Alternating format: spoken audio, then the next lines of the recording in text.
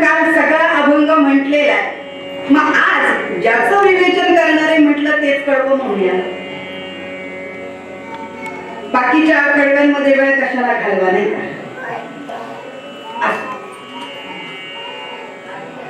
कालपासूनचा साधलेला विषय देव आणि भक्त यांचा संवाद. भगवंत सांगताय भक्ताला की अरे तुला काय पाहिजे असेल ते मागून घे.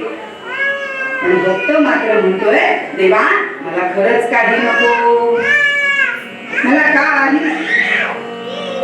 आणि जर तुला मला काही द्यायचंय ना तर मग मात्र मला एवढंच मागायचंय, मायेचा निवारा कृपेचे छप्पर आणि आधार तुझ्या. तुझी माया तुझं प्रेम माझ्यावरती असावं, तुझ्या कृपेचं छप्पर माझ्या डोक्यावरती असावं. विदेही देहाची राखावीस लाज, अलंकार साधन या देहाची लाज राख आणि सतत तुझ्या चरणाजवळ मला ठेव. नामरूपी अमृताचं साधन माझ्याकडून व्हावं. काय होतंय? नामरूपी अमृताचं साधन माझ्याकडनं सतत होत राहावं याची मात्र काळजी तू घे. तुझ्या नामाचा विसर मला कधी पडूच नये. आणि ह्यासाठी एवढंच मला दे. मला भाजी पक्वान्नाचं भोजन वगैरे याची काही याचा हव्यास नाहीये, याची हौस नाहीये. तर मला काय हवंय तर फक्त तुझं नामस्मरण माझ्या मुखातून सतत होत राहावं. कारण नामस्मरण असं आहे ना श्रोते, हे कधीही कुणीही कसंही घ्यावं, कुठेही घ्यावं, त्याला बंधन नाहीये. कोणीही घ्या, तिथे जातीपातीचा भेद नाही, लिंगभेद नाही, श्रीमंत गरिबी नाही. मग कशाचाच भेदभाव जर तिथे नाही तर मग आम्ही मात्र भगवंताचं नामस्मरण घेण्याकरता का कंटाळा करतो? कशा करता? अहो एवढं सुरेख असलेलं नाव आहे, अहो ते नाव घेण्यासाठी आम्हाला काही पैसे पडतात का? नाही पडत. पण तरी सुद्धा आम्ही मात्र ते नाव घेत नाही.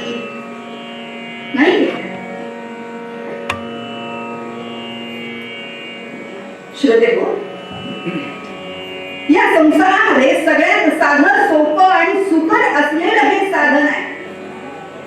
साधं सोपं आणि सुकर असलेलं,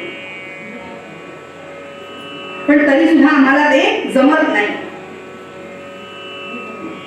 काय सांगितलं असं हे साधं आणि सोपं आहे? कृत, त्रेत, द्वापर आणि कली या 4 युगांचा जर विचार केला ना श्रोते हो, तर भागवतामध्ये उल्लेख आहे. कृते यध्यायतो विष्णु, त्रेतायां यजतो मखैः, द्वापारे परिचर्यायां कलौ तदहरिकीर्तनं. कृते यध्यायतो विष्णु, कृतयुगामध्ये जर भगवंताची प्राप्ती आपल्याला करून घ्यायची असेल तर हजारो वर्ष तपश्चर्या करायला लागायची. पण सध्याच्या काळामध्ये हे शक्य आहे का? शक्य नाहीये. हे शक्य नाही. कारण शतायुषी भव असा आशीर्वाद देणारे सुद्धा 100 वर्ष जगतीलच याची गॅरंटी नाही. शब्द जपून वापरले, लक्षात घ्या. आहे काही माणसं 100 गाठलेले आहेत, 100 पार केलेले आहेत, पण किती? अगदी हाताच्या बोटावर मोजावे इतकेच. आणि म्हणून शतायुषी भव असं म्हणणारे 100 वर्ष जगतीलच याची गॅरंटी नाही. मग आम्ही कोणत्या काळावर हे नामस्मरण करणारे हजारो वर्ष मला सांगा? नाही. अहो आम्हाला नुसतं नाव घ्यायला सांगितलं ना तरी मनुष्य एवढा हट्टी बनलेला आहे, नाहीच म्हणतो मी नाव घेणारच नाही, नाहीच म्हणतो. किती हट्टाला पेटतो, किती हट्टाला पेटतो. विचार करा, लहान मुलगा असतो, त्याला सांगावं बाबा रे चल जरा देवासमोर उभा राहा, शुभंकरोती म्हण. आई मला कंटाळा आलाय म्हणतो की नाही? पण मग दरडावून आजी आजोबा आई बाबा त्याला बसवतात आणि शुभंकरोती म्हणून घेतात. पण तिथे टाळाटाळच असते. थोडासा मोठा झाला शे देवळामध्ये जायचंय, मी नाही येणार, मला खेळायचंय.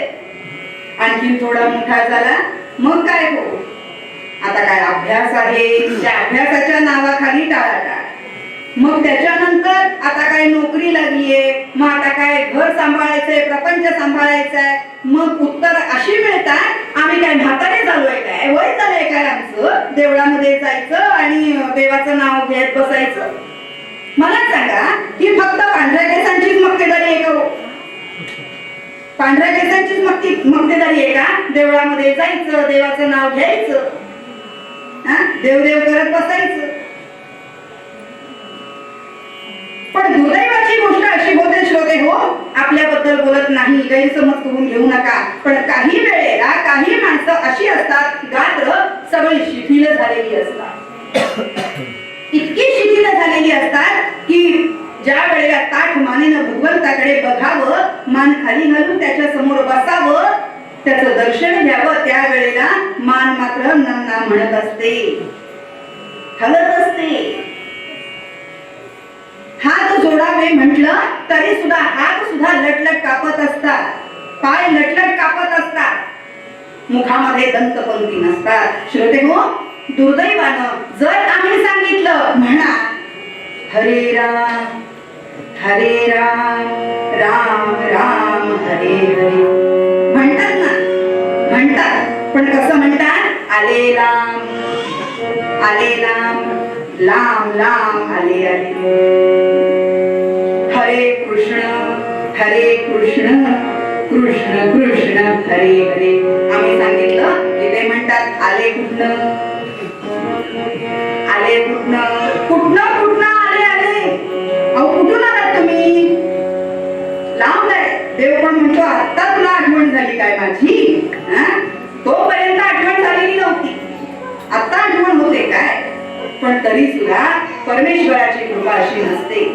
तो लहानपणापासूनच आपल्याला सगळं काही देत असतो, फक्त आपल्याला त्याची जाणीव नसते.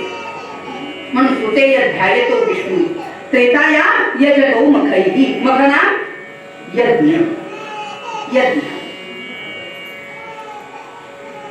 याग करायचे आणि भगवंताची प्राप्ती करून घ्यायची. सध्या शक्य होतं का? सगळ्यांनी मिळून वर्गणी काढून केलं तर होऊ शकतं, ते पण तेव्हा राजे वगैरे असतील तेव्हा फार खर्च होतो त्याचा. पण हल्ली करणारे आहेत, बरं हल्ली खर्च करणारे आहेत, भरपूर पैसे खर्च करतात, यज्ञयाग करतात, पण एकटेच नाही करत, सगळ्यांसमवेत करतात, पण करतात. पण त्रेतायाम यजतो मखैः, भगवंताची प्राप्ती करण्याकरता यज्ञयाग करायचे. त्याच्यानंतर व्यापारे परिचर्यायाम, परिचर्या म्हणजे सेवा, गुरुगृही राहायचं, सद्गुरूंची सेवा करायची, ज्ञान संपादन करून घ्यायचं, आणि त्या ज्ञानाच्या बळावर आम्ही परमार्थ करायचा. भगवंताची गाठभेट आम्हाला ते सद्गुरू घालून देतात, तेव्हा भगवंताची प्राप्ती होते. हल्ली शक्य नसतं. आणि मग या काळामध्ये, या कलियुगामध्ये सगळ्यात साधं सोपं सुकर असलेलं हे साधन म्हणजे कलौ तदहरी कीर्तनात, कीर्तन प्रवचन ऐकणं, भजनाचे कार्यक्रम करणं, मुखानं भगवंताचं नामस्मरण घेणं आणि भगवंताला डोळे भरून पाहणं. आपल्या सगळ्या अवयवांना, अहो तुकाराम महाराजांनी सुद्धा सगळ्या अवयवांना उपदेश केले का? तर माणसाला किती वेळा सांगितलं तरी कळत नाही, म्हणून अवयवांना उपदेश केले. मंदिरात जा, पायांना सांगितलं, हातांना सांगितलं हात जोडा देवासमोर, डोळ्यांना सांगितलं डोळ्यांमध्ये भगवंताचं रूप असं भरून घ्या, त्याची सेवा करा. मुखाला सांगितलं की तू मुखानं भगवंताचं नामस्मरण घे. किती गोष्टी आहेत. पण तरी सुद्धा आम्ही मात्र ते घेण्याकरता टाळाटाळ करतो. अहो कीर्तनामध्ये आल्यानंतर सुद्धा काय होतं? किती लोक कीर्तन ऐकतात, परवा सांगितलं कीर्तनामध्ये आलेली लोक कशा करता येतात. दुर्दैवाची गोष्ट आहे, एकदा रेडिओवर माझं कीर्तन असताना सांगते तुम्हाला, सहज असा विषय निघाला होता आणि त्याच्यानंतर आषाढीचाच एक कार्यक्रम असताना त्यांनी रेडिओवरतीच एक विनोद सांगितला होता. तिथेच होते मी त्यावेळेला. कीर्तनाला माणसं बसलेली होती,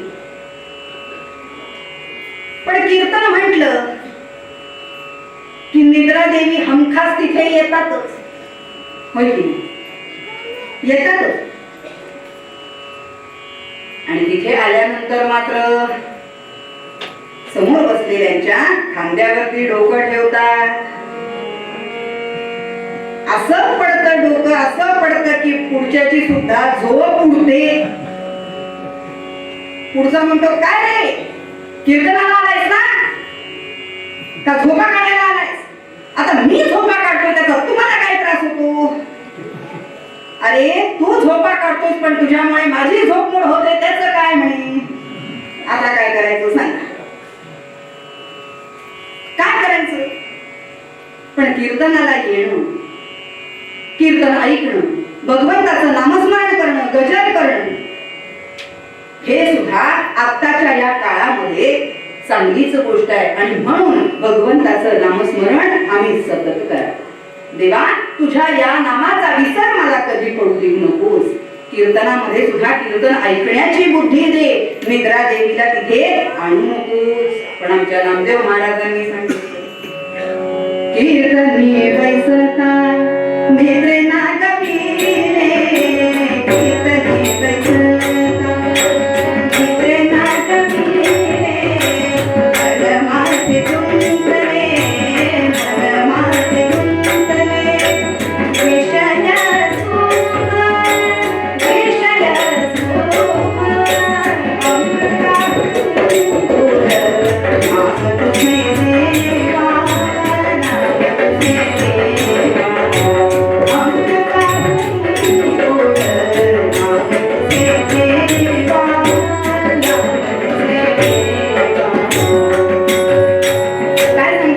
अमृतापेक्षा सुद्धा गोड नामस्मरण आहे.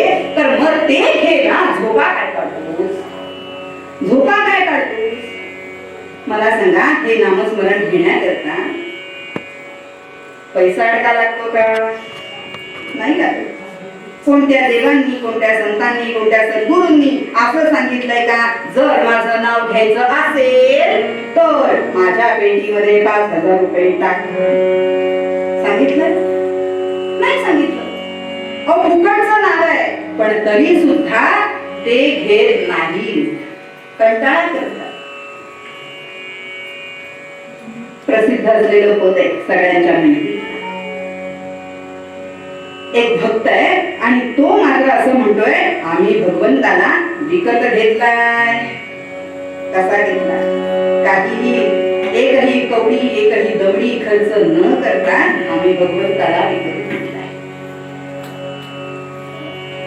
नाही खर्चली कवडी दमडी, नाही वेची दादा,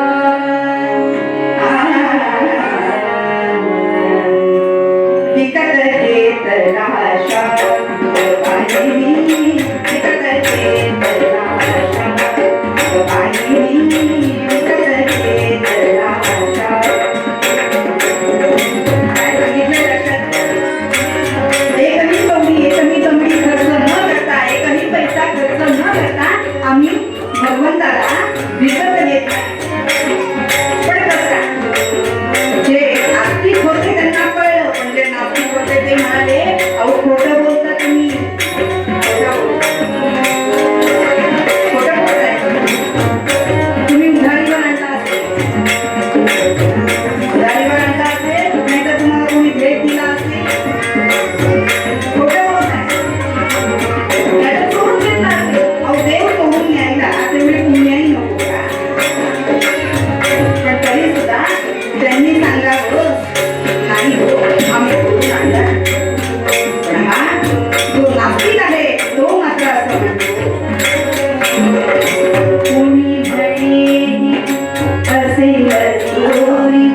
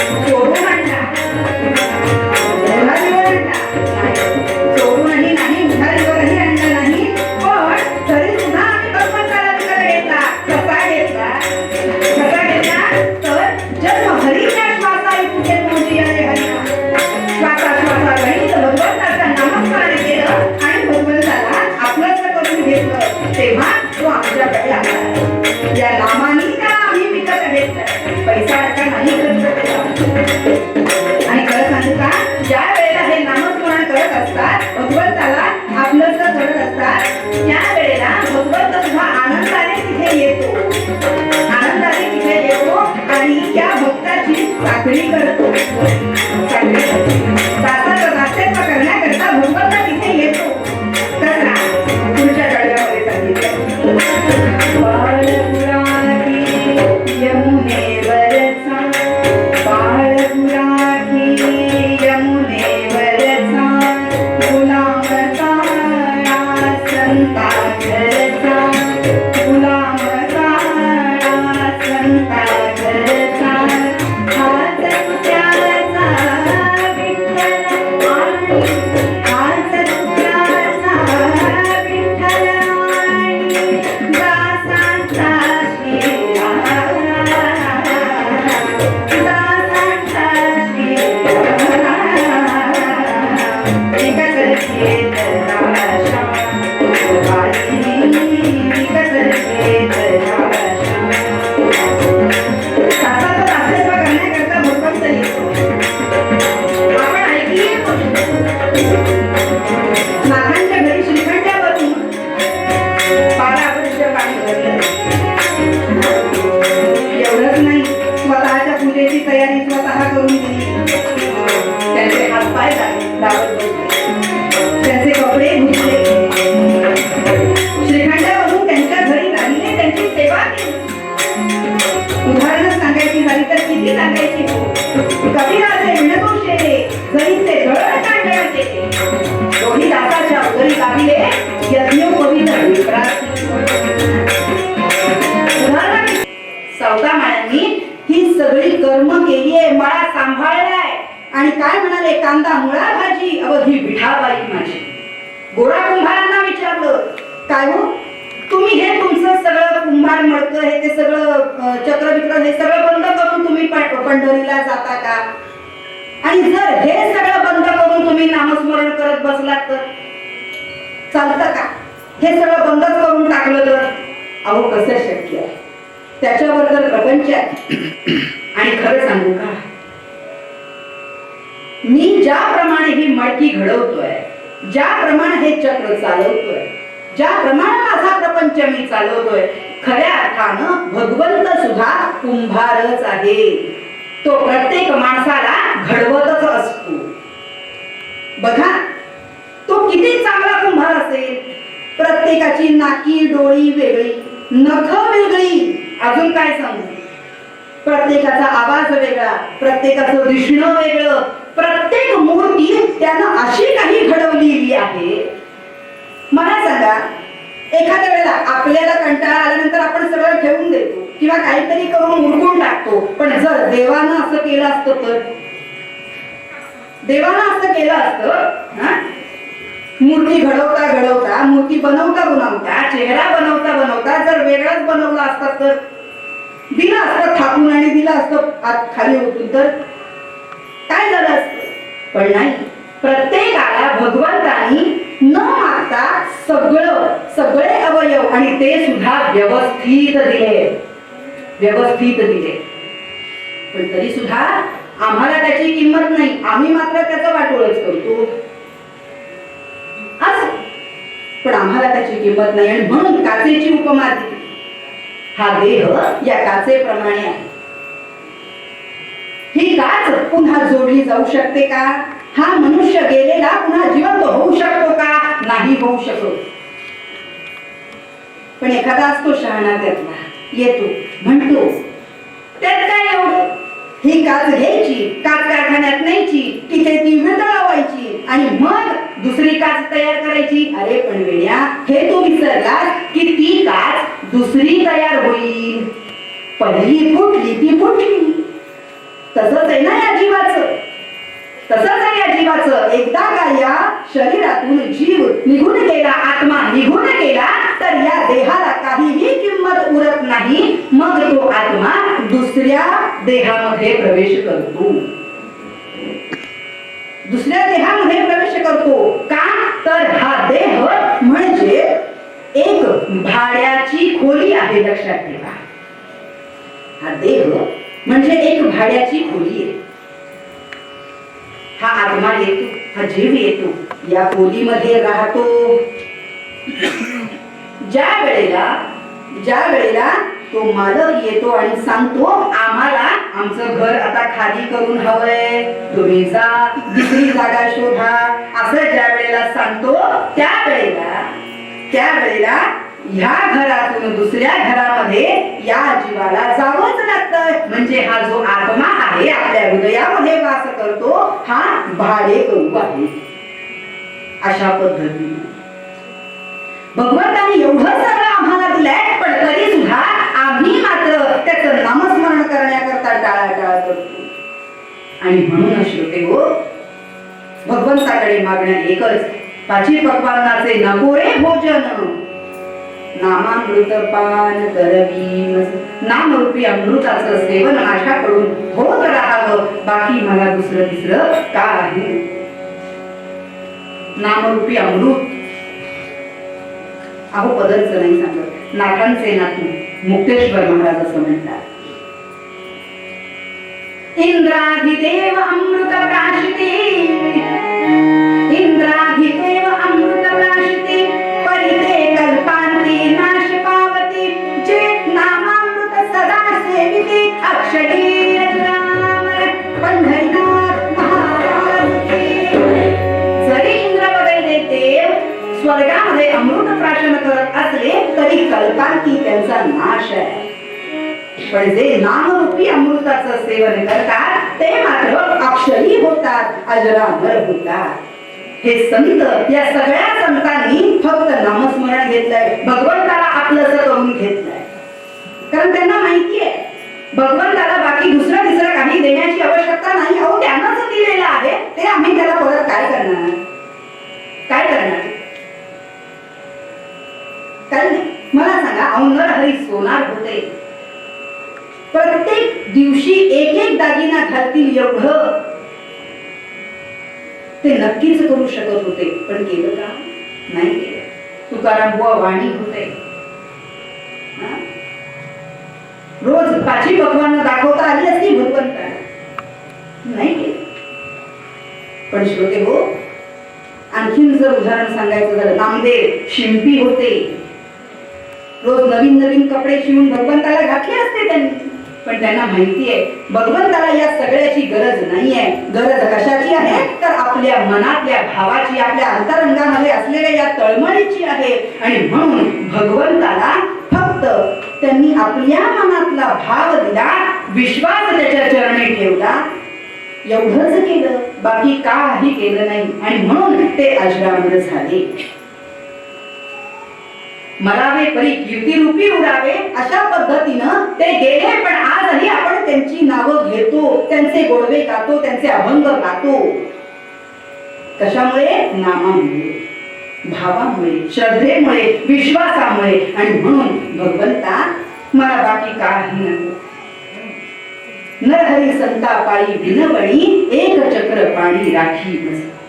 भगवंता तुझ्या चरणाशी मला कायम स्वरूपी स्थान दे, एवढंच माझं मागणं आहे, बाकी मला दुसरं तिसरं काही. आमच्या नरहरी पंतांनी सांगितलं, आता तुझे मागणे तुझं काय, आता तुझे मागणे तुझं काय, देहीचे देही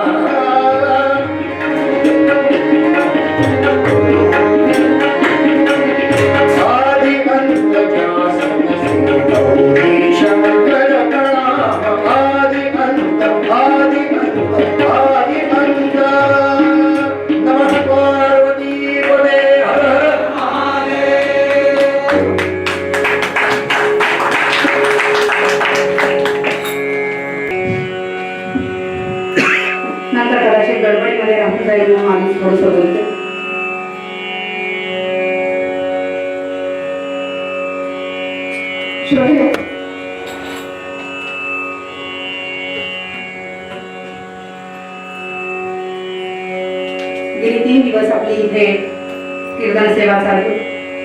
त्यात आजचं हे शेवटचं कीर्तन पुष्प. या 3 दिवसामध्ये जर माझ्याकडून काही या कीर्तनामध्ये त्रुटी राहिल्या असतील, काही चुकलं असेल तर मुलगी समजून, बहीण समजून माझे अपराध पोटात घ्या आणि आपल्या सगळ्यांचे आशीर्वाद माझ्या पाठीशी असू द्या. आपण इथे सगळेजण आला आहात असं म्हणतात, आपल्या माणसांचे आभार मानू नये म्हणून, आणि आपण सगळे इथे आलात म्हणून आपल्या ऋणातच राहणं मी पसंत करेन. इथे देवस्थानाच्या वतीनं सेवळकर दादा आणि मिलिंद दादा डॉक्टरांनी इथे कीर्तन सेवेची संधी उपलब्ध करून दिली आणि म्हणून त्यांना धन्यवाद देते. त्यांच्याही ऋणातच राहील पण धन्यवादही देते. आमचे गोड साथीदार, गोड साथीदार. अहो, साथ नसेल तर कीर्तनाला रंगतच होत नाही, येतच नाही, रंग भरतच नाही. खरं सांगायचं तर हे दोघं साथीदार नसतात बरं का. आम्ही तिघेही एकमेकांचे साथीदारच असतो. एकमेकांनी सगळ्यांना असं सांभाळून घ्यायचं असतं आणि म्हणूनच त्यांना साथीदार असं म्हटलं जातं. जे प्रत्येक बाबतीत साथ देतात म्हणून ते साथीदार. उत्तम साथ करून, सुंदर अशी साथ करून आमच्या गोखले काकांनी आणि उळकर दादांनी कीर्तनामध्ये रंग भरलाय आणि म्हणून त्यांच्या हे ऋणातच राहील. ज्यांच्यामुळे मी या कीर्तन कलेमध्ये, कीर्तन क्षेत्रामध्ये आलेले आहे ते माझे गुरुजी म्हणजेच हरिभक्तपरायण गंगाधर बुवा व्यास डोंबिवली, माझे वडील. त्यांना वंदन करते आणि झालेली सेवा भगवंतांच्या चरणी अर्पण करते. श्रोते हो, एकदाच फक्त मोठ्या आवाजात आपण गर्जना करूया. आभार मानायचे अजून एक राहिलेले आहेत, अर्थात त्यांच्या ऋणातच राहील मी. पण ज्यांच्याकडे मी थांबले होते. छान मस्तपैकी खाणं पिणं, मस्त राहणं, अगदी सगळे जिभेचे चोचले त्यांनीही आमचे पुरवलेले आहेत असे आमचे तामणकर काका. त्यांच्याही ऋणात राहील. गजर एकदा मोठ्याने करूया आणि आपण पुढे निघू. श्री देवांजनेश्वर महाराज की जय. जय भुलवाया असुरांना, भुलवाया असुरांना मोहिनी रूपात सिद्ध विष्णुदेव. रूपतीयेचे पाहता इच्छा मनी प्रगटे महादेव. राम राम हरे हरे राम राम राम हरे हरे राम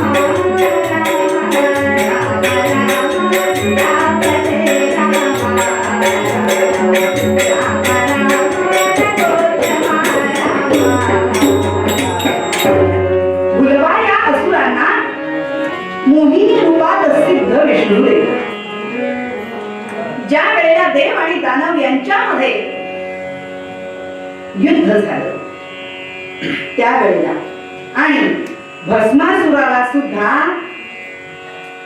त्याच्या चुकीची शिक्षा मिळावी म्हणून मोहिनी रूप घेतलेले आमचे महाविष्णू. या मोहिनी रूपाला आमचे महादेव भुलले. या मोहिनीने महादेवांवर सुद्धा मोहिनी टाकली. पण त्या वेळेला मात्र अहो मोहिनी पुढे महादेव मागे, मोहिनी पुढे महादेव मागे. मोहिनी म्हणते अहो देवा काय झालं तुम्हाला, तुम्ही मला ओळखलं नाही का, अहो तुम्ही मला ओळखलं नाही का. पण देव ऐकायलाच तयार नाही, महादेव ऐकायलाच तयार. आणि श्रोते हो, त्या वेळेला या मोहिनीनं म्हणजेच महाविष्णूंनी आमच्या भगवंताला महादेवांना असं सांगितलं, महादेवा तुम्हाला या रूपाची भुरळ पडलेली आहे आणि म्हणून ज्या वेळेला तुमचा मार्तंड भैरवाचा मल्हारी मार्तंडाचा ज्या वेळेला अवतार होईल त्यावेळेला तुमच्या पत्नीच्या रूपामध्ये म्हणजे ह्या रूपामध्ये तुमची पत्नी असेल असं त्यांनी सांगितलं.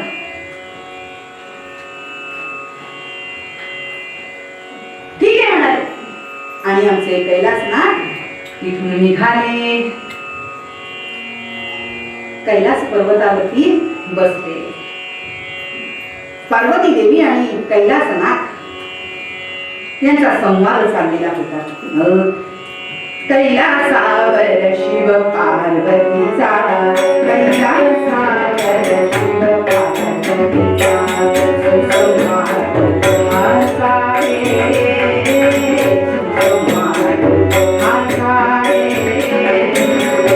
कैलासावर शिव पार्वतीचा, कैलासावर शिव पार्वतीचा, कैलासावर शिव पार्वतीचा.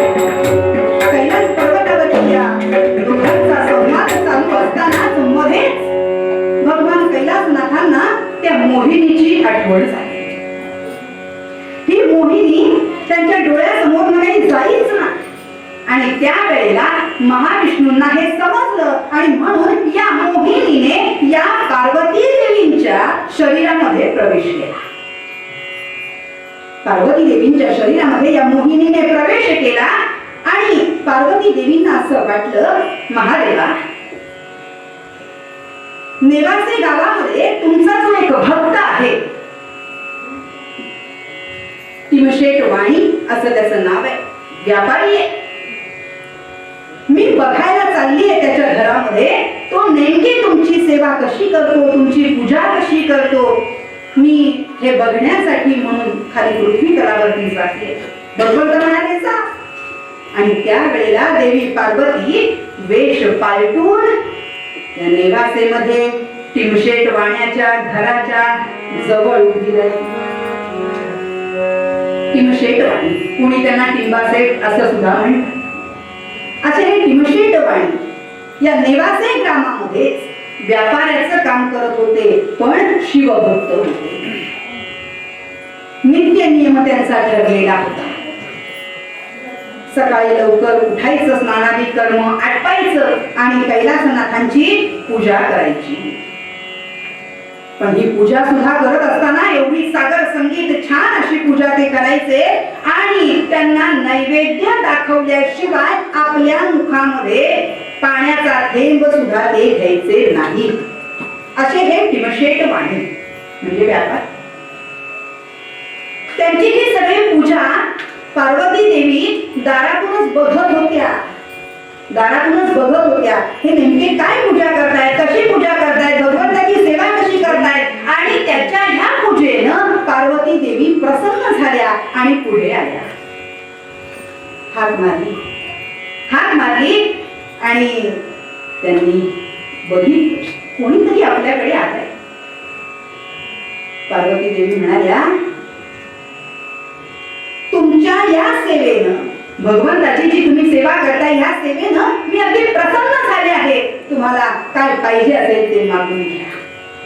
त्यांनी बघितलं पार्वती देवी साक्षात आपल्या घरामध्ये आले, आपल्या दारामध्ये आले आणि म्हणून त्यांना पुढे आतमध्ये बोलावलं. पाद्या झाली, पूजा केली आणि भगवतीची प्रार्थना केली. तारी तारी जगदंब अंबे, तारी तारी जगदंब अंबे, तारी तारी जगदंब अंबे, तारी तारी जगदंब अंबे, तारी तारी जगदंब अंबे, जगन्मंगला जगन्मांबे, जगन्मंगला जगन्मांबे, करिकरुणे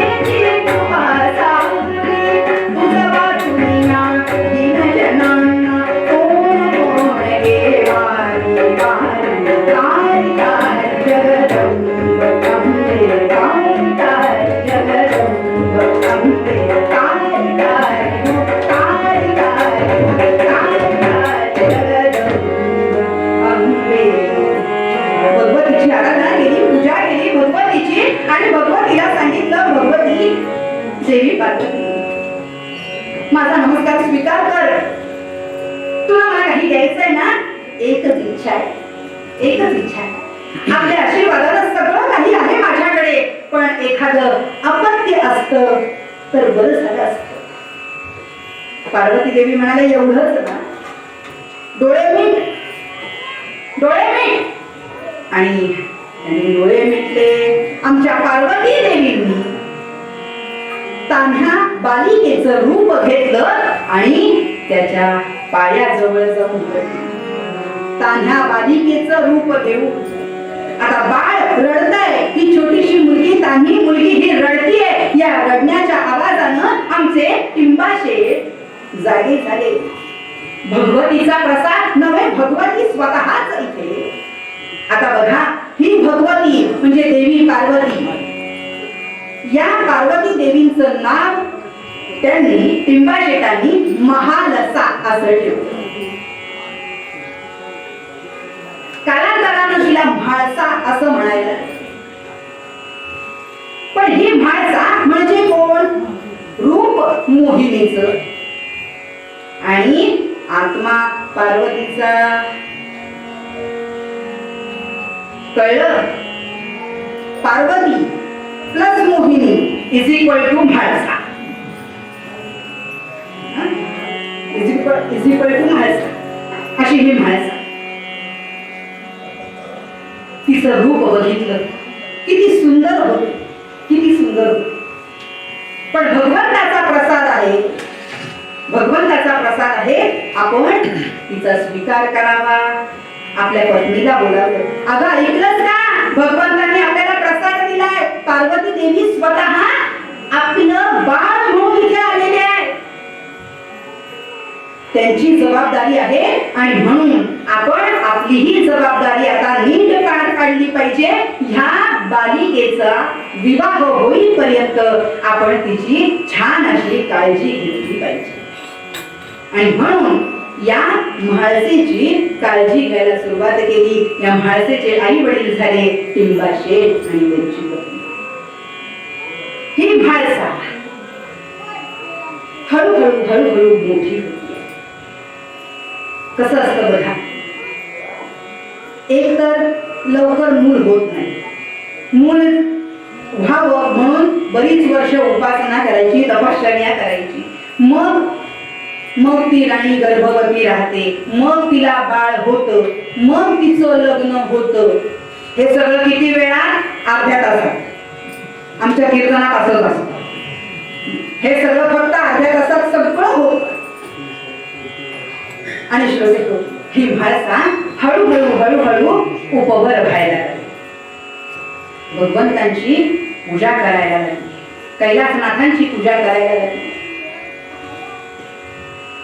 आणि श्रोते हो, काय सांगू, भगवंताची पूजा करता करता ती केव्हा भगवंताचाच विचार करायला लागली तिलाच कळलं नाही.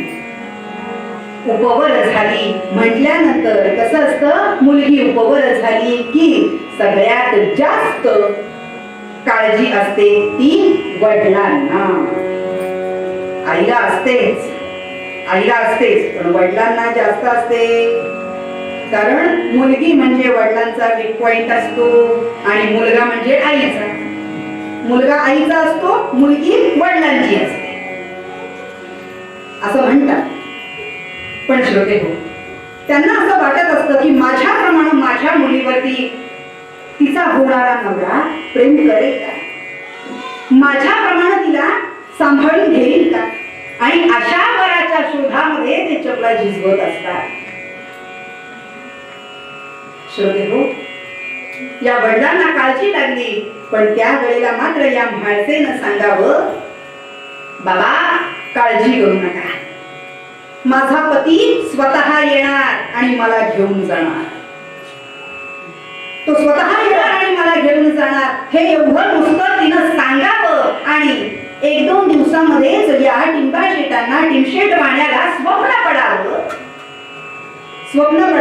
कैलासनाथ स्वतः स्वप्नामध्ये यावे आणि त्यांनी सांगावं, म्हाळसेला घेऊन पालीला ये आणि तिथे आमचा दोघांचा विवाह लावून दे. कैलासनाथांनी स्वतः सांगावं आणि कैलासनाथ तिथून अंतर्धान पावावे. दुसऱ्या दिवशी सकाळी लवकर उठले, आपल्या पत्नीला सांगितलं असा मला दृष्टांत झालाय, म्हाळसेला घेऊन आपल्याला पालीला जायचंय आणि तिचा विवाह लावून द्यायचा. ठीक आहे, तयारी केली आणि आता मात्र म्हाळसेला घेऊन पाली या ठिकाणी आले. श्रोते हो, सगळेजण वाट बघत होते, भगवंत केव्हा येणार आहे, कसे येणार आहे. भगवंत त्या वेळेला कसे आले, कसे आले वर्णन केलंय कधी. आला ग बाई मल्हारी मार्तंडाला, आला ग बाई मल्हारी मार्तंडाला, आला ग बाई मल्हारी मार्तंडाला, आला ग बाई मल्हारी मार्तंडाला, आला ग बाई मल्हारी मार्तंडाला.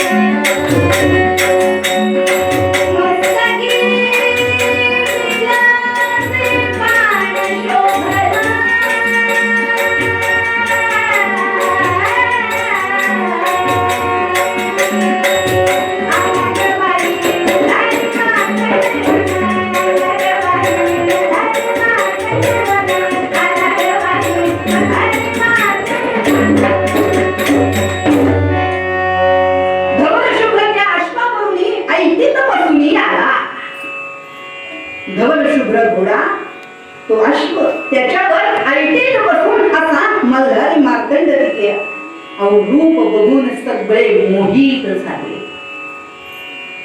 मोहित झाले. या म्हाळसेचं रूप बघितलं, या मल्हारी मार्तंडांचं रूप बघितलं. श्रोते हो, मल्हारी मार्तंड, मल्हारी हे नाव त्यांना का पडलं? अर्थात संपूर्ण खंडोबा चरित्र ज्या वेळेला मी लावते ना, त्यावेळेला हेही आख्यान मी लावतेच. बरं, मणी आणि मल्लाचा वध केला, मल्लाला मारलं, मल्लाला मारलं म्हणून मल्ल हारी, म्हणून मल्हारी, म्हणून मल्हारी. आता आणखीन एक नाव आहे त्याच, खंडोबा. खर तर खडगोबा असं नाव आहे, खडगोबा. पण अपभ्रंश झाला आणि त्याचं खंडोबा झालं. जयाद्री पर्वतावरती राहत होते.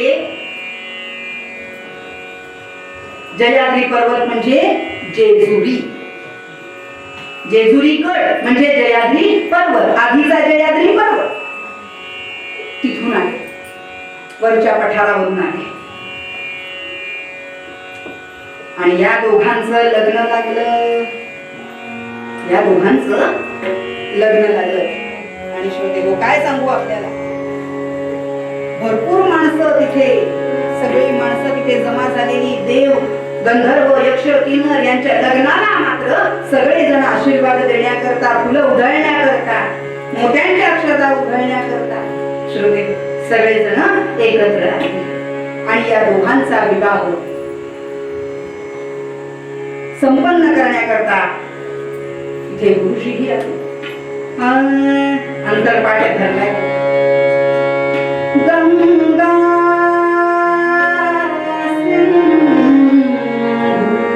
सरस्वती यमुना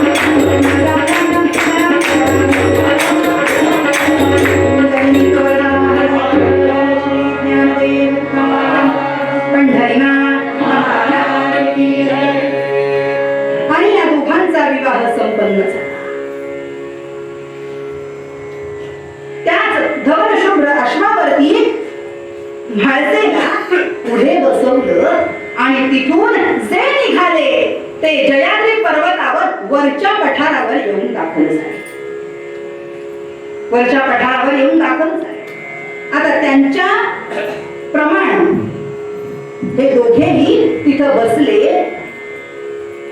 पण जे कोणी या लग्नाला आलेले नव्हते ते तिथे आले आणि म्हणाले, आम्हाला तुम्ही बोलावलं नाही. आपण म्हणत नाही का, तुम्ही आम्हाला लग्नाला बोलावलं नाही, आता आता पार्टी पाहिजे. तसं हे सगळी मंडळी तिथे गेली. देवा, आम्हाला तुम्ही बोलावलं नाही, आम्ही तुमच्या लग्नाला नव्हतो, पण तो सोहळा कसा झाला तेही तुम्ही आम्हाला सांगा. आणि प्रसाद द्या असं सांगितलं. त्यांच्याकडची पद्धत वेगळी हो. लग्न झाल्यानंतर गोंधळ, मग वाघ्या मुरळी नाचतात. आता हे वाघ्या मुरळी कोण, हे आणि वेगळं आख्यान आहे. श्रोतेहो, त्याला सोन्याची जेजुरी का म्हणतात, हे आणि वेगळं आख्यान आहे. बरंच मोठं आहे खंडोबा चरित्र. मला तरी 5 दिवस लागतात संपवायला. माझे वडील, त्यांना 8 ते 10 दिवस लागतात हे संपूर्ण खंडोबा चरित्र संपवायला. म्हाळसा विवाह, बाणाई विवाह, आणि तेही आणि वेगळं. श्रोते, पण विवाह संपन्न झाला आणि भगवंत सिंहासनावर बसले. आता आपल्याकडे इथं अशी पद्धत असते, प्रत्येक ठिकाणी अशीच पद्धत असते. ज्या वेळेला ललिताचं कीर्तन असतं, महाप्रसादाचं कीर्तन असतं, त्या वेळेला मंगलचरित्र लावायचं असतं आणि भगवंताला सिंहासनावरती बसवायचं असतं. श्रोतेहो, आता मात्र भगवंत सपत्नी सिंहासनावरती बसले आणि ते सिंहासन कसं दिसत होतं इथून आपल्या ललिताला सुरुवात होती. रत्नजडित सिंहासन, रत्नजडित सिंहासन, रत्नजडित सिंहासन, वरी शोभे हो रघुनंदन, वरी शोभे हो रघुनंदन, रत्नजडित सिंहासन, रत्नजडित सिंहासन.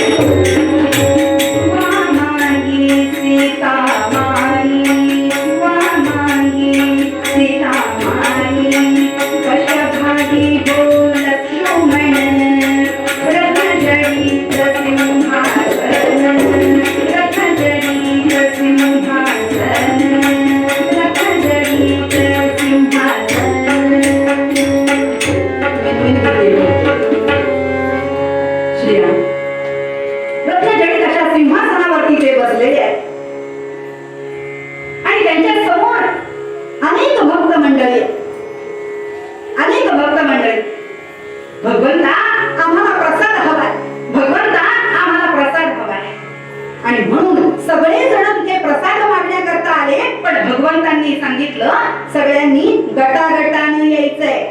पण हे गटागटानं येत असताना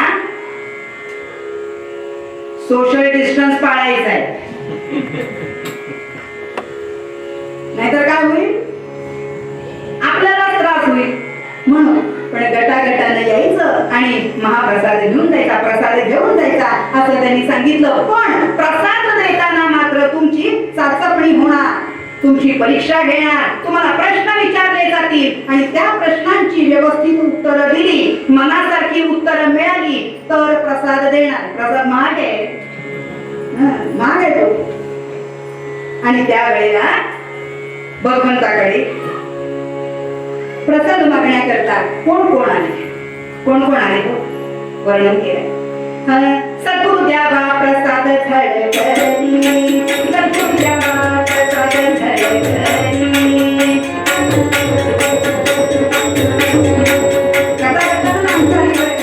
कोण कोण आली, ब्राह्मण क्षत्रिय शूद्र आणि मातुवाले जाती आणि पंच जोडी आणि हात भाकरी. सद्गुरु द्यावा प्रसाद झळकरी, सद्गुरु द्यावा प्रसाद झळकरी.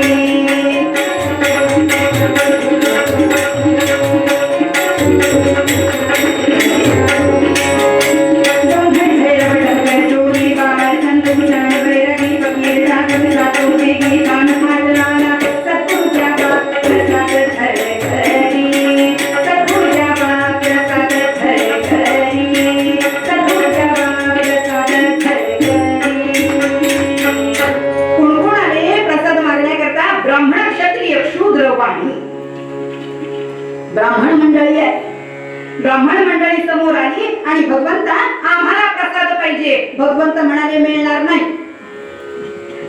मिळणार नाही. का मिळणार नाही? मी आधी प्रश्न विचारेन, त्याचं उत्तर द्यायचं, मगच प्रसाद मिळेल, नाही तर मिळणार नाही.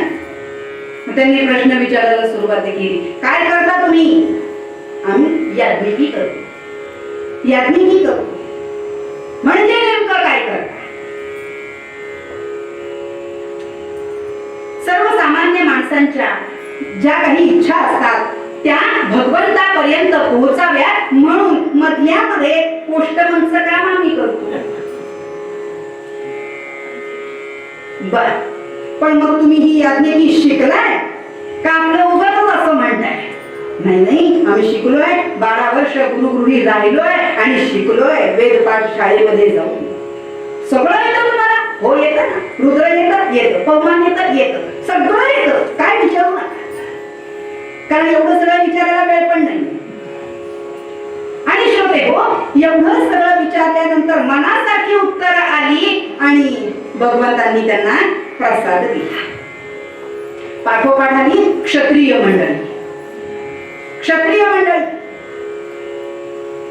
भगवंतांनी विचारलं, आपण कोण? आम्ही क्षत्रिय. काय करता आपण? आम्ही युद्ध. युद्ध हा आमचा धर्म. अरे बापरे, मग काय करता? युद्ध म्हणजे मारामाऱ्या, लाठीमार वगैरे घडून आणता की नाही? नाही होते का? आमची जबाबदारी आम्हाला माहिती आहे. आपलांचं रक्षण, वृद्धांचं रक्षण, सज्जनांचं रक्षण करण्याकरताच आम्ही हत्यार उचलतो, अन्यथा नाही उचलतो. नक्की का? आम्हाला तर असं कळलंय की तुम्ही मारामाऱ्या करता. छे छे देवा, नाही. ठीक आहे, प्रश्नांची उत्तर मनासारखी मिळाली आणि मग त्यांना दिला प्रसाद. झालं. नंतर आली क्षुद्र मंडळी. आणि क्षुद्र मंडळी जेव्हा भगवंताच्या समोर आली तेव्हा म्हणतच आली, जोहार माय बाप जोहार, जोहार माय बाप जोहार, जोहार माय बाप जोहार, जोहार माय बाप जोहार. तुमच्या पायाचा मी लहार, तुमच्या पायाचा मी लहार.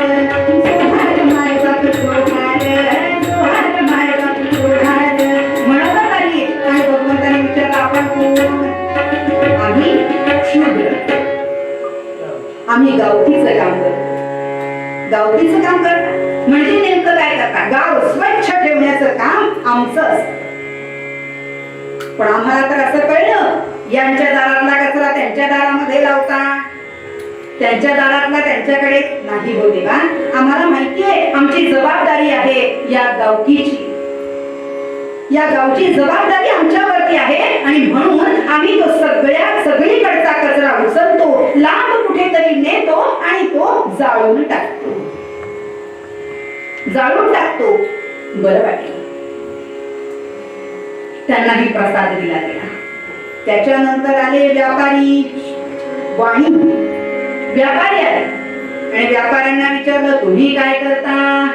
ते म्हणाले, ह्याची टोपी काढतो त्याला घालतो. म्हणजे काय? अहो, म्हणजे होलसेलनी एका ठिकाणातून एखादी गोष्ट विकत आणतो आणि दुसऱ्यांना थोड्याफार जास्त किमतीमध्ये विकतो. म्हणजे ह्याची टोपी काढून त्याला घालतो. नाही, ठीक आहे, पण दसरा, दिवाळी असे सगळे सण समारंभ आले की मग मात्र तुम्ही अगदी उच्चांक काढता महागाईचा. सर्वसामान्यांना परवडत नाही ते. मग नाही हो, आम्ही असं काही करत नाही. हा, पण पोटापुरता नफा मात्र आम्ही कमवतो. पोटापुरता नफा आम्ही कमवतो. एका मोठ्या नोटेला एक छोटी नोट कमवतो. हल्ली सगळ्याच नोटा छोट्या झालेल्या आहेत, त्यामुळे कोणती छोटी नोट कमवतो हे त्याचं त्यालाच माहिती. सांगायचा हेतू एवढाच. पण गोरगरिबांना काहीतरी सूट वगैरे देता की नाही? सामाजिक कार्य काही करता की नाही? हो करतो ना. आम्ही कितीतरी शिबिरं घेतो, आरोग्याची शिबिरं घेतो, सगळं काही करतो. पण गोरगरिबांना मदत? अहो, गोरगरीब कसले घेऊन बसलाय? अहो, सगळे गरीब झाले का? पण ते फक्त आमच्याच बाबतीत, बरं का, आमच्याच बाबतीत फक्त सगळे गरीब झाले. भगवंत म्हणाले ते कसं काय? काय सांगू देवा तुम्हाला, काय सांगू? लाईटचं बिल भरते, पाण्याचं बिल फक्त देते नाही लवकर, केबलचं भरते, सगळं करते, पण वाहण्याचं बिल तेवढं देते नाही लवकर. हो कळलं. आणि सगळे गरीब झालेत आता असं म्हणून ते म्हणाले ठीक आहे बाबा, तुमचा मुद्दा कळला, हा प्रसाद घ्या. म्हणून ती वाणी निघाली. त्याच्यानंतर आले कारकून मंडळी.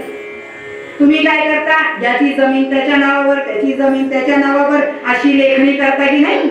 नाही, असं नाही करता. मग आले ज्योतिषी.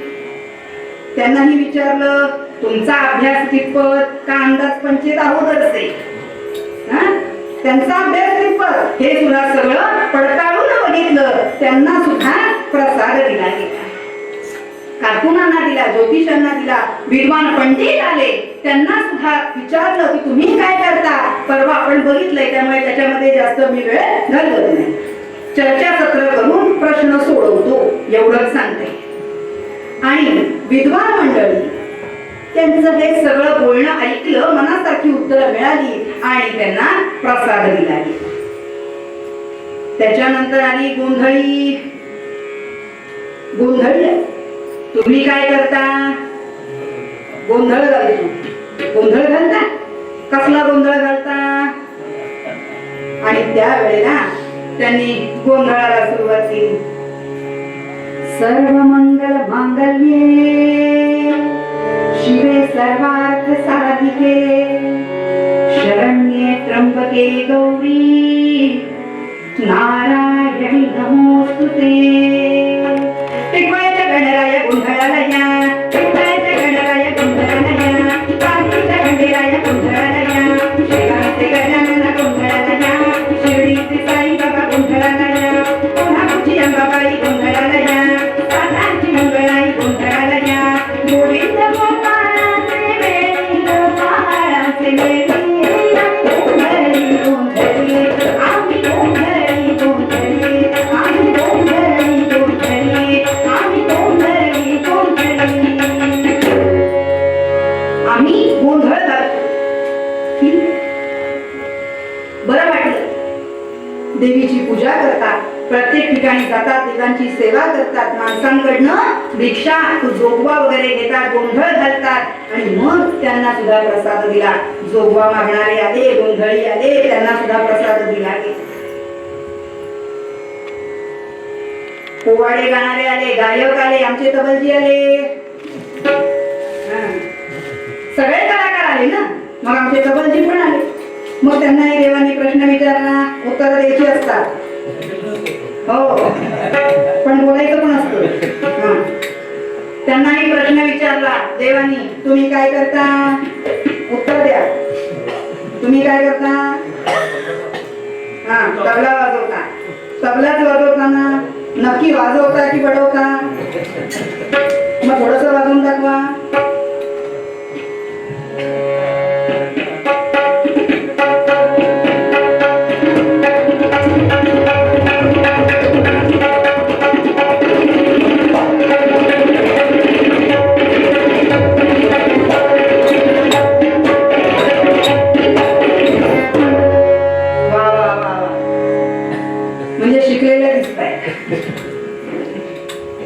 अगदी मी शिकवलंय त्याप्रमाणे वाजवलेलं आहे. बरोबर. त्यांनाही प्रसाद दिला. आमचे पेटीवाले आले, तुम्ही काय करता? पेटी वाजवता. कशी वाजवता? शिकलाय पेटी? मी शिकवले तुम्हाला, असं कसं म्हणतात? वाजवून दाखवा.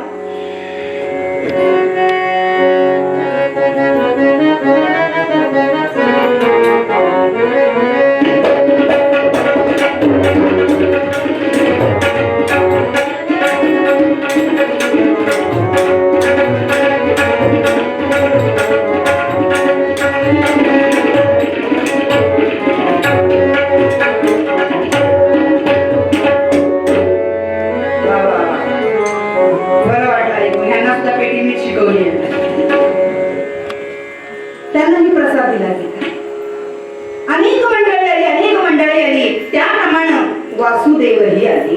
वासुदेव आपल्या सगळ्यांना माहिती आहे. वासुदेव येतात, प्रत्येक घरी जातात आणि काय सांगतात? वासुदेव म्हणा हो वासुदेव म्हणा, वासुदेव म्हणा तुम्ही वासुदेव म्हणा, सकाळच्या पहारी घरी नाव म्हणा, वासुदेव म्हणा तुम्ही वासुदेव म्हणा, वासुदेव म्हणा तुम्ही वासुदेव म्हणा. वासुदेव येतात, प्रत्येकाच्या घरासमोर उभे राहतात. जर कोणी त्यांना काही दान दिलं तर ते घेतात आणि पुढे निघून जातात. पण पूर्वीचा काळ असा होता श्रोते हो, पूर्वी बायका त्या वेळेला जात्यावरती दळण दळत असायच्या. त्यावेळेला दळण दळत असायच्या आणि जेवढं धान्य दळून झालंय तेवढं आपल्याकडे ठेवायचं आणि जे सुपात उरलेलं असेल तेवढ्यात जर वासुदेव आला तर ते सुपातलं धान्य सगळं घ्यायचं आणि वासुदेवाच्या झोळीमध्ये घालायचं. मस्तकावर मोरपिसांचा टोप असतो. कशा करतात? मोरपीस, मोर म्हणजे सरस्वतीचं वाहन.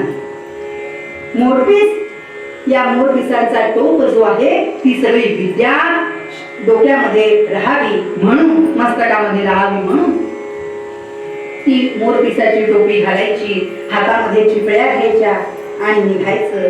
वासुदेव म्हणा हो वासुदेव म्हणा, वासुदेव म्हणा हो वासुदेव म्हणा, असं म्हणत म्हणत प्रत्येकाच्या घरासमोर जायचं. दान कोणी दिलं तर घ्यायचं, अन्यथा पुढे निघून जायचं. त्यांना आशीर्वाद द्यायचा आणि निघून जायचं. वासुदेव आले.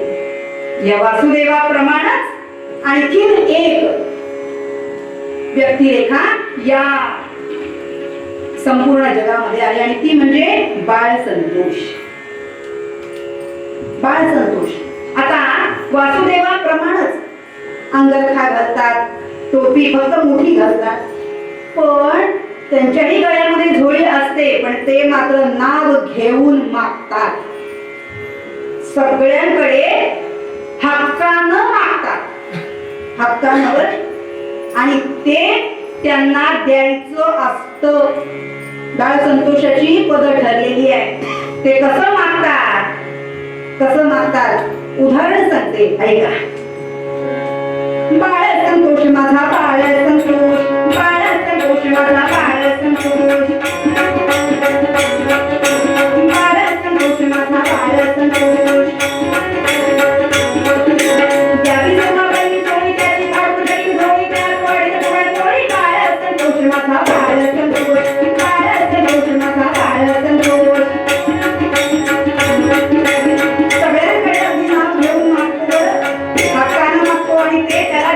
तसं मी आता तुमच्याकडे मागणार आहे. दोन उदाहरणं दाखवत तुम्ही ते मला आणून द्यायचं. तुमच्याकडे नसेल शेजाऱ्यांकडनं घ्या आणि घ्या आणून द्या. परत मिळणार नाही. परत पाहिजे असतील तर दुसरं पैसे द्यायचे आणि घेऊन द्यायची. बाळ संतोष माझा बाळ संतोष, अरे बाळ संतोषाकारो, अरे बाळ संतोषाकारो.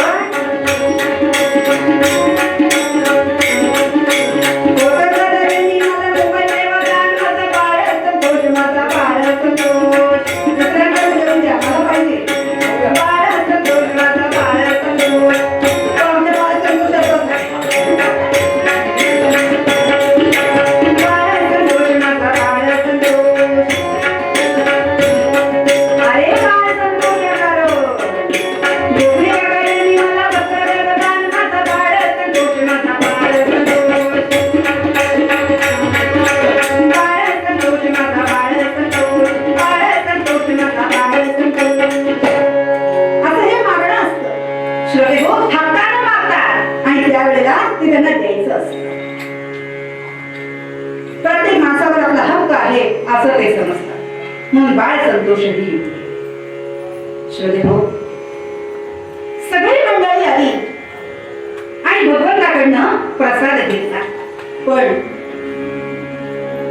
कसं असतं, सगळ्यांना प्रसाद मिळाला, पण ज्यांनी ज्यांनी खऱ्या अर्थानं तन मन धन अर्पण करून भगवंताची सेवा केलेली आहे, भगवंताची सेवा केलेली आहे, आणि म्हणून त्यांना प्रसाद देणं जास्त गरजेचं असतं. त्यांना महाप्रसाद असं म्हटलं जातं. मग याच्यामध्ये या महाप्रसादामध्ये जे रोज पूजा करणारे गुरुजी असतात ते असतात, कीर्तनकार असतात, प्रवचनकार असतात, आणखीन त्याच्यामध्ये जे जे ज्यांनी अगदी धनानं सेवा केली आहे, मनानं सेवा केली आहे, शारीरिक सेवा केलेली आहे, असे प्रत्येक जण त्याच्यामध्ये असतात. कीर्तनकार असतात, तबलजी असतात, पेटीवाले असतात, गुरुजी असतात, आणखीन सगळ्या कमिटीतले लोक असतात, सगळेच असतात. आणि त्यावेळेला भगवंत म्हणतात या सगळ्यांना प्रसाद दिला पाहिजे. आणि म्हणून हे बाकीचे सगळे निघून गेले, पण ते जे मेन लोक होते ते मात्र तिथे होते. भगवंत म्हणाले त्यांना मात्र मी प्रसाद अगदी देणारच आहे. आणि त्याला महाप्रसाद असं म्हणतात. महाप्रसाद ताटींचा, महाप्रसाद ताटींचा, महाप्रसाद ताटींचा. हा महाप्रसाद देत असतात. श्रोते हो, त्यावेळेला ते डोळ्याला पाणी लावतात, हातामध्ये फूल वगैरे देतात. काही ठिकाणी म्हणजे तुळशीची माळ घालतात. आता आपल्याकडे ते तुळशीची माळ नाही, पण बेलाचं पान देतात. पण श्रोते, डोळ्याला पाणी लावतात.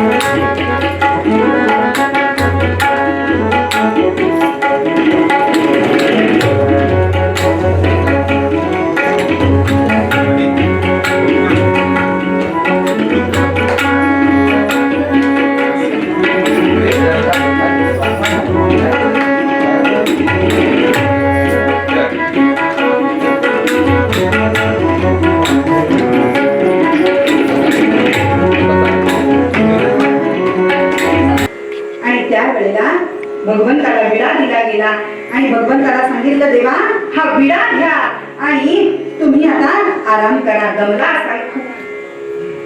आणि त्यावेळेला विडा घ्या हो नारायण, विडा घ्या हो नारायण, विडा घ्या हो नारायण. त्यांना विडा दिला गेला आणि भगवंताला सांगितलं आता तुम्ही थोडासा आराम करा, आम्ही सकाळी तुम्हाला पुन्हा भेटायला येतो, दर्शनाला येतो असं सांगितलं आणि सगळी भक्त मंडळी निघून गेली. आता मात्र भगवंत आता आराम करायला आतमध्ये गेले. आता स्वामी सुखे निद्रा करा गोपाळा, करा गोपाळा हो करा दयाळा. आता स्वामी सुखे निद्रा करा गोपाळा, करा गोपाळा हो करा दयाळा. आणि त्याप्रमाणे भगवंत निद्रिस्त झाले. रात्रीचा काळ सरला, पहाटे झाली. पहाटेच्या सगळीकडे चौघडा वाजायला सुरुवात झाली आणि शेवटी हो सगळी भक्त मंडळी पुन्हा भगवंताकडे आली. भगवंता आम्हाला तुमचं दर्शन हवंय, भगवंता दर्शन हवंय. आणि म्हणून भगवंताकडे सगळी मंडळी तिथे येऊन दाखल झाली, भक्त मंडळी आली. आणि त्यावेळेला शेवटी हो भगवंताला हाक मारली, भगवंता आता उठा, किती वेळ झोपणार बरं, आम्हाला दर्शन हवंय तुमचं. आणि त्यावेळेला भगवंताला उठवण्यासाठी जागरे यादवा कृष्ण गोपाल, जागरे यादवा कृष्ण गोपाल.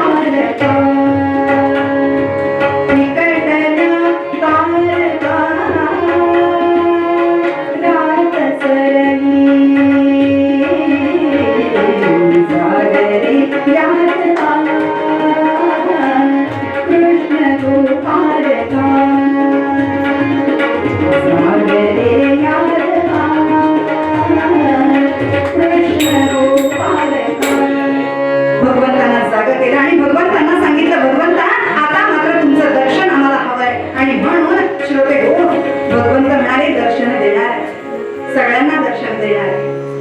आणि त्यावेळेला प्रत्येक जण येतोय, भगवंताचं दर्शन घेतोय. खऱ्या अर्थानं पद्धत अशी असते की भगवंता पादुका प्रत्येकाला दर्शनासाठी दिल्या जातात. पण आता कोरोना असल्यामुळे भगवंतांना कोरोना व्हायला नको, त्यामुळे कोणालाही पादुका दिल्या जाणार नाही. इथूनच बघा, दर्शन घ्या आणि भगवंताला सांगा सोडून सगळं हे धंदा हरिचे पदवंता पदवंता, सोडून सगळं धंदा हरिचे पदवंता पदवंता, एक कथा बोला आता गोविंदा गोविंदा, सोडून सगळं धंदा हरिचे पदवंता पदवंता. आणि भगवंतांचं दर्शन घेतलं गेलं. श्रोते हो हे सगळं दर्शन घेत असताना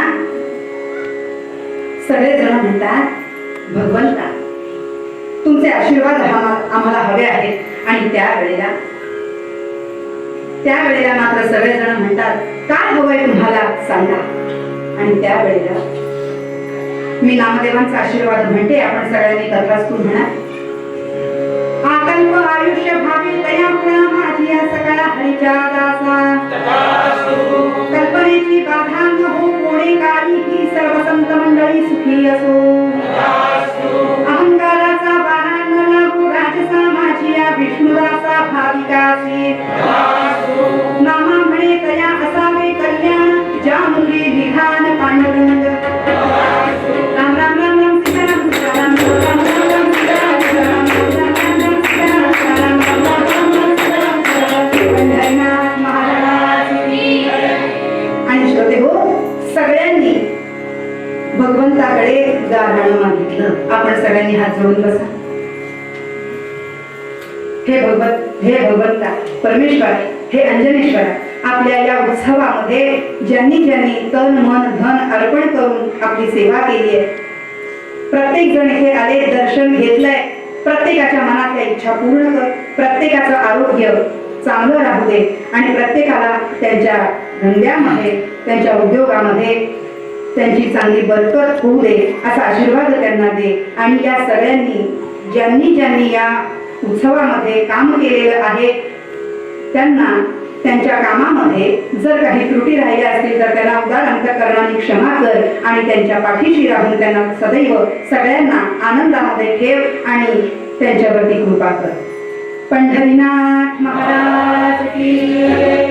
आणखी काय हवंय? काही नाही, फक्त तुझं नामस्मरण माझ्या मुखामध्ये असावं एवढंच मला हवंय, बाकी मला काही.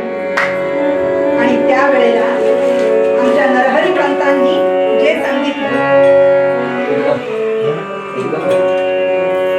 पाची भगवानाचे नकोरे भोजन, पाची भगवानाचे नकोरे भोजन, नामामृत पान करवी मात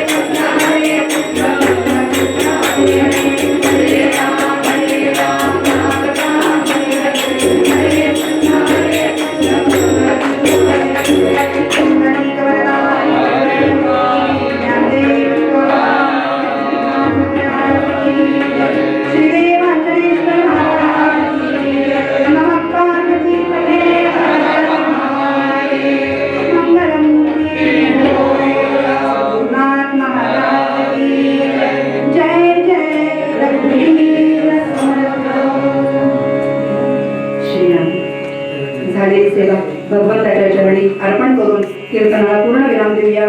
धन्यवाद. श्रीराम. ती सेवा मान्य करून सेवेत कोणते तरी अडचण असेल किंवा तो काही त्यातून हात काढातून काही चूक असेल क्षमा कर. सगळ्याची बरा कर, संभाळ कर.